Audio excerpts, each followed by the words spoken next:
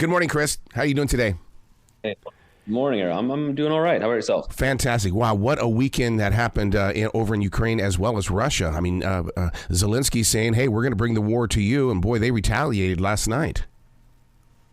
Yeah. That's the plan, to be able to continue pounding away on Russian logistical lines, command and control centers, trying to weaken the enemy, far beyond the front line, which will have an effect, no doubt, on what happens at the front line and Russia's ability to continue prosecuting this war. I can't be the only one. The entire world has got to be in love with the leader of Ukraine in the way that he says, we're going to take these hits, but we are still the people. We will not be taken down. And I love that attitude that this man is carrying into the history books. Yeah, obviously his story is really fascinating. He rose up as a comedian and an actor with a famous TV show in which he played an everyman who became president accidentally. And then, very much in the same way and with the very same theme song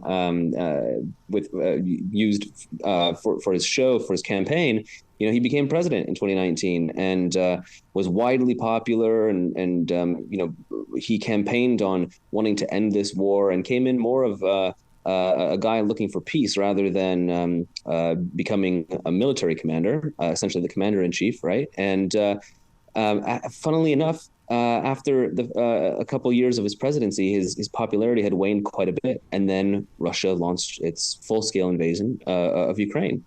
And he, made the decision to not run and instead to hold tight here in Kiev. And he put out this now famous video where he said, I'm here. My team is here. We're not going anywhere. And I think that really inspired Ukraine and Ukrainians. And they've put up a really fierce defense under his leadership ever since. The book we're talking about is The War Came to Us, Life and Death in Ukraine. What I love about this book is that it really does invite everybody around the world to step into these pages. It's not just a 5-minute news clip that's on CNN. This right here, you take us into the actual journey and the lifestyle that's going on there. Yeah, I'm glad you say that, because that was the goal with this book, was really to show people, take them on a journey that I had been on over the last 13 and a half years of living here and, getting to know this incredible place and these remarkable people who have done such extraordinary things over the past decade. And I mention over the past decade because that's, the period of time in which Ukrainians have ousted a president who was cozying up to Vladimir Putin and brutally attacking his own citizens, and was ousted in the 2013-2014 revolution of dignity here in Kiev, where I'm speaking to you from. And then, there was the Russian annexation of Crimea, and then the first invasion of eastern Ukraine in 2014, which ground away for years until this full-scale invasion. And along the way, I got to know so many people who I really wanted to tell the world about, and all of my friends back home. Because one of the things that I'm always asked every time I come back to the United States for a break is, what's happening over there? Who are you meeting? What are they saying? What is it like? And, the best way to describe that is, I think, to, put it in a book on these pages where, these stories can live for years and years to come and provide, I think, great background and greater context to the war that's happening right now, and context and color and stories that you're not going to get, as you mentioned, in a 5-minute TV clip. See, you journalists over there right now have got the spirit. I mean, my neighbor is Joe Lindsley. He's been over there since 2019, and he went through the COVID situation. He's over there with the war right now. He was recently asked on a radio show, do you miss being at home? And he says, what do you mean? I am at home. And I'm hearing the same kind of vibration from you. Yeah, this has become my second home. I moved here in the spring of 2010.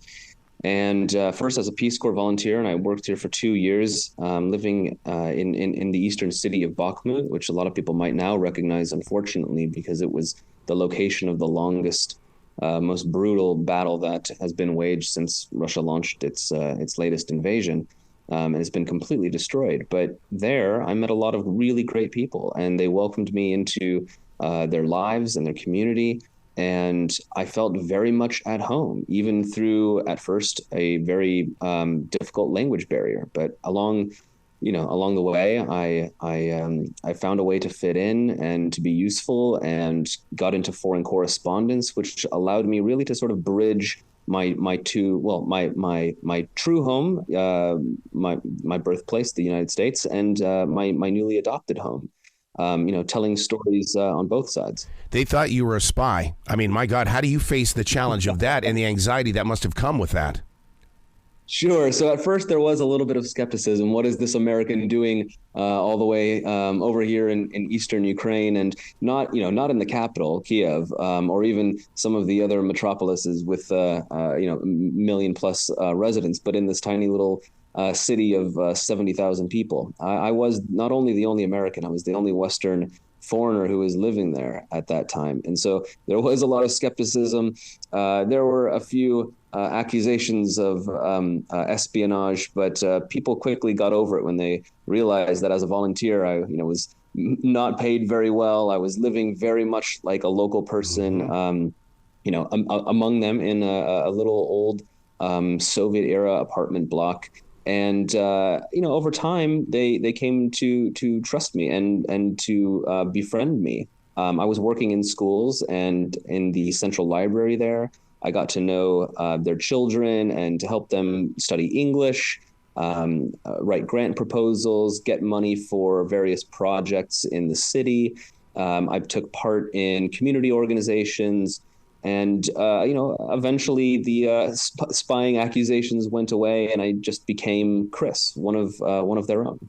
One of the things that I'm learning about this war in Ukraine is the fact that, yes, you do hear the air raid sirens. They're going off. You'll hear the boom, boom, pow. And then all of a sudden people go, all right, get the music. Let's get back together again. And it seems to be the lifestyle. It's like nothing is going to basically stop what the life in Ukraine. Yeah, I think that's right. I mean, and Ukrainians won't be stopped. They know what they're fighting for, nothing less than their existence and their survival in their country, and so they will continue to do whatever they have to do. But at the same time, they also want to continue going about their lives. They don't want Russia to disrupt and destroy. And beyond the physical things that Russia is striking. And destroying. They don't want Russia to take away their dignity and their humanity. And so, yes, they will head to the underground metro system or the bomb shelter in an apartment building for the duration of an air raid. But then they'll come right back up and table for four at a restaurant in the evening, or head to the club that evening and dance their butts off until the military curfew. I think what really pulls me into this book, The War Came to Us, Life and Death in Ukraine, is the fact that Joe always talks about what took place in 2014. What pulls me into this is that you were there for those riots. You got to firsthand see this stuff. Yeah. I was there when it happened and watched it grow from just a couple dozen people with signs protesting the then pro-Russian President Viktor Yanukovych's decision to not proceed down a path to join the European Union, but instead to cozy up with Vladimir Putin and Russia. And people were angry, and they came out and they protested peacefully until one night when President Yanukovych's police forces and special forces came out and brutally attacked a group of mostly university students, even some high school students and teenagers. And I was there in the middle of it watching them do this, and I could hardly believe that it was happening. And there's blood pouring down the steps of the central square here. It was really shocking. And from that moment forward, for the next 3 months, it was a revolution, and people were coming out to protest against state violence and for their freedom, for principles that a lot of Americans would understand. Isn't it kind of odd that in this place of history that I can just get on my Facebook phone and give you a buzz in Ukraine and we can have a conversation, whereas in the past we had to wait for the newsreel to hit the the big channels and things. I mean, it's like you guys are right there in the right now. Oh yeah, for sure. I mean, I'll make it even feel a little stranger for you and tell you just about the experience of being on the front line. When I'm out there with Ukrainian soldiers, I'm walking through bunkers and trenches, Yeah. these labyrinths of earthworks that very much resemble the First or Second World War. Oh my And God. even much of the weaponry that they're using is decades and decades old. But it's also being used in coordination with very modern weaponry and even over-the-counter commercially, purchased electronics like drones, for example. Yeah. These tiny drones that you would use as a hobby to maybe photograph a birthday or a wedding or something are now used to help counter enemy artillery or for surveillance on the battlefield. It's a really interesting dichotomy, to have this old and new and high tech and low tech. It can be really jarring at times, and it certainly makes me think really hard about just where I am and what period we're in. Yeah. You talk about those trenches. We get to read it in the story. We get to see pictures on TV. But what does it smell like? Because I just can't fathom the thought of the scent. Yeah, it's a lot of sweat and blood. Ooh. There's a pretty thick iron-like smell. A lot of sweaty bodies in summer, and there's always the smell of something that people might not realize is, the soldiers do all of their own cooking. So actually, sometimes there's this really incredible scent of borscht, a Ukrainian soup, or barbecued meat that they're grilling in a pit dug into the earth there, and it's always kind of jarring to get a whiff of something that smells so good in a place that really does resemble hell. But in the winter it'll be filled with smoke and fire because they're trying to stay warm, through these fires. But they have to conceal them so that the enemy can't see where the light is coming from. So you end up kind of getting stuck in these smoke-filled mazes underground. And of course cigarettes. It's a war, and My father was a sergeant in World War II, but he never spoke of the trenches. He never talked about the darkness or how cold it was in Germany. And I think maybe that's one of the reasons why the war came to us. Life and death in Ukraine is so important to me, because I want to know what these soldiers are living each day. Yeah, and that was one of the points of the book, is really to take you there and to let you experience what I've experienced over the last more than a decade. I wanted people to smell the trenches. I wanted them to be able to sense the fear that these guys are experiencing on the front line. Really to know and to understand what is happening, and why it's important to pay attention to this as well, and really to let the voices of the people who I meet and the soldiers on the front line do the speaking, and just really to provide a clearer picture than what you can get in a 5-minute TV clip, or even oftentimes, my own articles that, are limited to 1 page or 800 words or something, right? This is a way that I'm able to explain at much greater length and in much greater detail, what this war is like. Being aware, I mean, that's a 24/7 thing for you. Your guard is always up. But what happens when you start receiving messages that Wagner is starting to make a move toward Poland? That doesn't seem like a good move. Yeah, I'm a bit skeptical of whether or not that will happen. And I think the Ukrainians and the Poles are certainly ready. And Poland being a NATO country, that's also going to factor into Russia's decision making, because that would probably very likely unleash Article 5 and the might of all NATO nations. That said, the Wagner troops now in Belarus, we know, are training up the Belarusian forces. One concern is that they could at some point enter the fray. They haven't so far, and Russia has just used the country as a launch pad for its own forces and for its missile forces.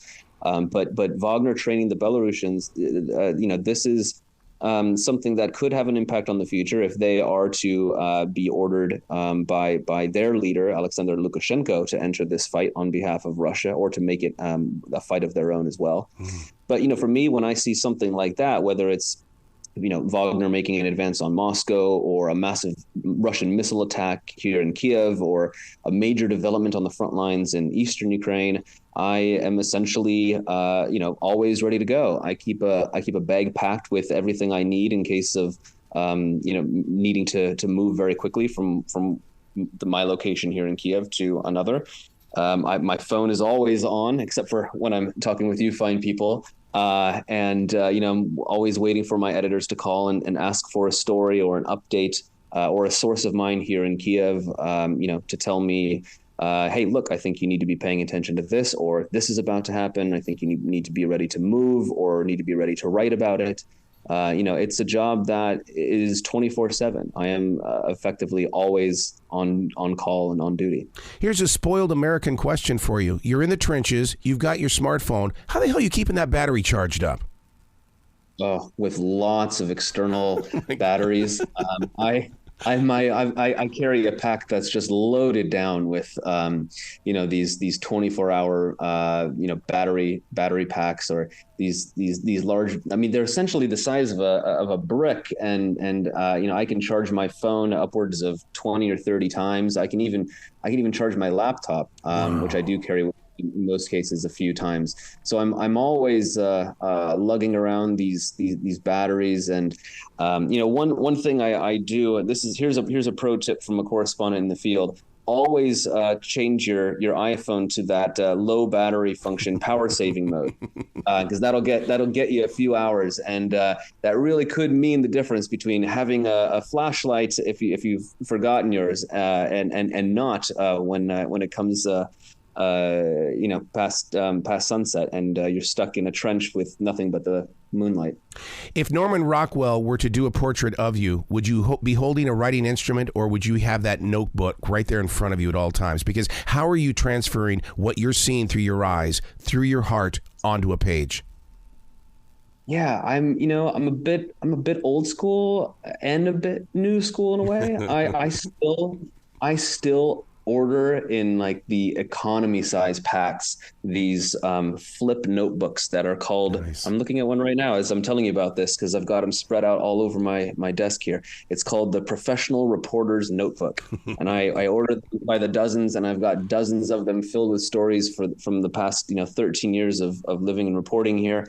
I carry that around. I write everything down. I do take audio recordings sometimes because sometimes you just want to look at somebody's eyes the entire time and not pull away and not let them feel as though you're distracted because you have to write something down. And it's nice to just have that recording for accuracy's sake, but also so that you can just have a conversation and be totally focused on what they're saying. In essence, aren't you still the teacher? Aren't you teaching the world right now? Because it's just you have a bigger classroom right now. That's interesting. I've never quite thought about it that way. I think maybe less of a teacher and more of a messenger. It's more of a as a Peace Corps volunteer. Yeah, I worked as a teacher out there, but for many people back home, friends and family, I was also a pen pal, right? So maybe it's more of the role of just a bigger pen pal platform. So now what's next? Or can you even answer a question like that? Because it's day to day. You said you're in Kiev, so therefore were they not bombed last night? We weren't. No. We had a relatively peaceful night, and I only woke up 2 or 3 times. Wow. But there were air raid sirens. Luckily, missiles didn't make their way to Kiev, but unfortunately, they did hit several other cities in the south and the east of the country. And we know that there have been at least a couple of deaths in President Volodymyr Zelensky's hometown in Kryvyi Rih, actually. The Russians struck with 2 missiles, both residential buildings there, and one of them completely, one side of it completely collapsed. And as we speak now, I think that rescuers are still working to check and see whether or not anybody was buried under the rubble there. But this happens on a daily basis. So yeah, just because it didn't happen in Kiev and most of us got to sleep fairly well last night, thousands of others didn't. And I don't know what the end of this looks like, unfortunately. I mean, I would like it to end like the Ukrainians want it to end, with with the Ukrainian victory, with a very weakened a Russian military unable to launch any kind of further attack, with Vladimir Putin out of the Kremlin. And I would like that to happen very soon. But unfortunately, just to inject a little bit of realism here, I do think is important to keep in mind, this right now, a lot of signs point to this continuing to grind on for months to come. Yeah. The Russians were really well dug in. They had a lot of time to fortify their positions in the occupied areas of Ukraine in the south and the east. And even with the Western weaponry, tanks and heavy artillery that the West, including the United States, has given to Ukraine, they're having a real heck of a time trying to break through the front line there. And I think, the success that they had hoped to have this summer in their long anticipated counteroffensive, it's not impossible for them to achieve that, but it is going to be, at the very least, a lot longer than anticipated. Please come back to this show anytime in the future, Christopher. The door is always going to be open for you. I appreciate that. Thanks. Will you be brilliant, and thank you for everything that you're doing. Much appreciated.